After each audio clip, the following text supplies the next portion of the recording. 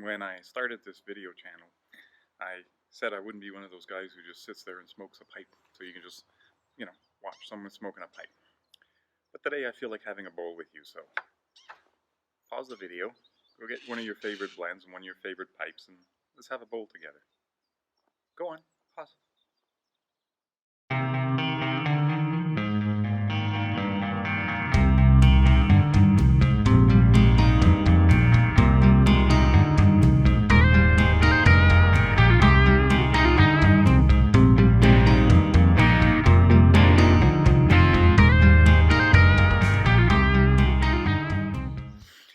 Hi everyone, Jacques here, the Inspired Piper.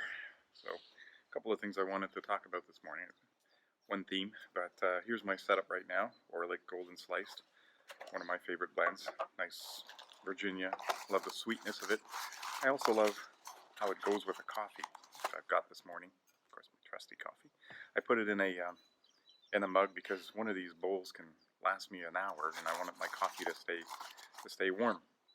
And it's a gorgeous, beautiful Saturday morning here in County Kilkenny in the south of Ireland, as you can probably see from the reflection in the window behind me.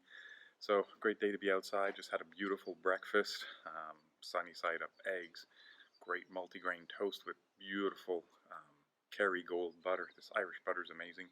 And of course, Irish black pudding, which I've grown very fond of. It's my weekend treat. Lucky for me, it's a 3-day weekend too this weekend. So. And part of my kit here, I've got this Peterson Irish harp, of course, XL90 to be exact. And for this blend, I just fold in stuff, really. I just tear off from the ribbon that it comes in. It's the 100-gram tin, so it comes in this long ribbon. And I just tear some off and fold and stuff it nicely, and that's enough. Has a good burn, and yeah, pretty good. Hope you're smoking something good too. Well, that's that. My trusty Lotus lighter, which I love because it's got the built-in tamper, so that's pretty cool.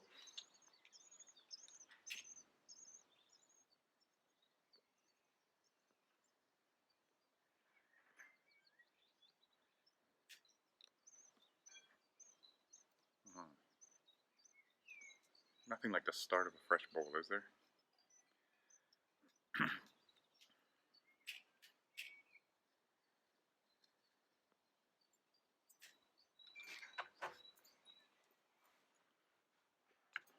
I found that the Virginias, the sweetness of them, go so well with a coffee, and this blend in particular, I just enjoy it thoroughly with a coffee. And there's my dog Dakota, keeping me company on this beautiful Saturday morning. So yes, let's talk about reading, learning, and dying. I know it sounds cheerful for a beautiful Saturday morning, doesn't it? I've always enjoyed reading since I was a wee lad. A lot of fiction. I was a huge Stephen King fan. Still am to some extent. Read a lot of Clive Cussler and some other novels. So a lot of fiction, of course.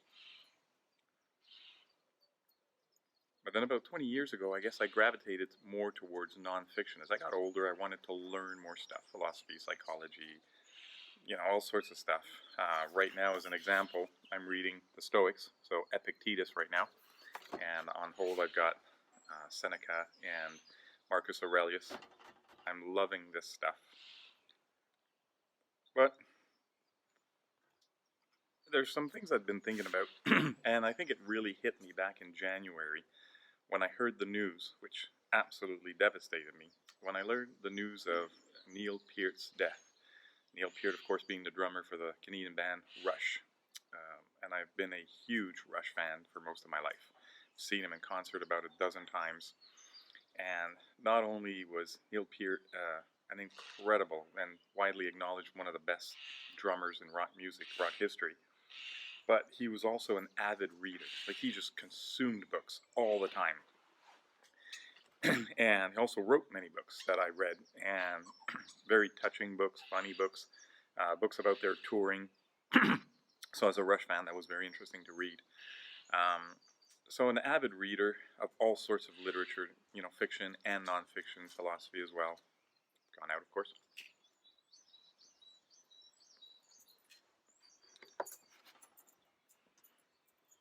So when I heard when I heard of his passing in January, I was devastated. I didn't think 67 years old after the career he's had, finally retired after their last tour.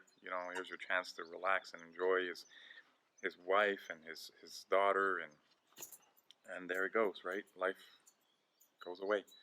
And one of the things I kept pondering was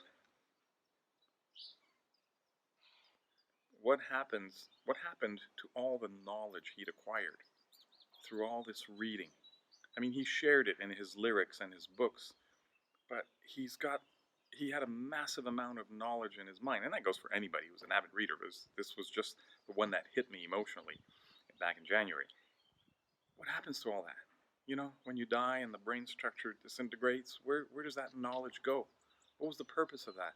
And I've been questioning myself too. Why am I reading this? Why am I reading any book? Why am I, you know, always looking to learn new stuff and dig into all sorts of things, philosophies and spiritual, stuff and psychology and all this human adventure that I want to dig into and read. And I still enjoy fiction, by the way.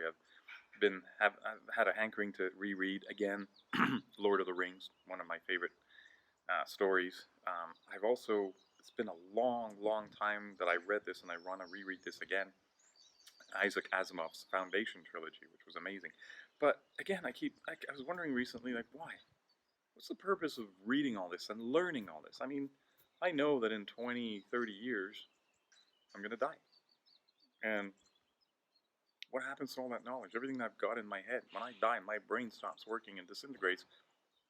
What happens to that knowledge and everything I've read and enjoyed, the poetry, Shakespeare's poetry and plays and Robert Frost and everything that I've consumed and read and will read. I mean, that's my only regret, knowing that, life expectancy is around 80 years old. Is like everything I want to read and learn, I'd have to live till at least 350, 400 years old, but I know that won't happen. And the only answer that keeps coming back is it enriches your life. To me, reading and learning just enriches your life, and it makes it worthwhile. It makes it worthwhile to read what other great people have thought about and written about. I mean, it's amazing to me that I can read and learn some wisdom from someone who lived 2,000 years ago and apply it today in my life. Like, that's just amazing to me. And the whole, if there's anything divine about mankind, it's the fact that we've evolved to make these sounds with our mouths and our throat that we all reach consensus on, so that we can attach meaning to those sounds and communicate ideas. And then beyond that, we've found a way to represent these sounds in the written word, so that I can read someone's thoughts from 2,000 years ago. That's just amazing to me. It never ceases to amaze me.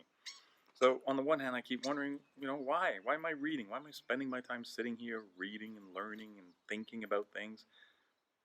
And my answer is always the same thing: because it enriches my life. And it makes me live a better life. It makes me want to be a better person. So, yeah, that's my conclusion.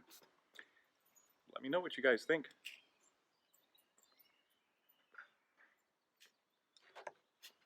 That's the thing with talking and smoking a pipe. The pipe always goes out, right? It's all right. Let me know what you guys have been smoking while I'm yapping away here, if you have lit up, hopefully. And let me know your thoughts, too, on this. I mean, it's just something that's been nagging at me for a while, and really hit me, like I said, when I heard of Mr. Peart's death. But I will keep reading, and I will keep learning till the day I die. And I hope you do, too.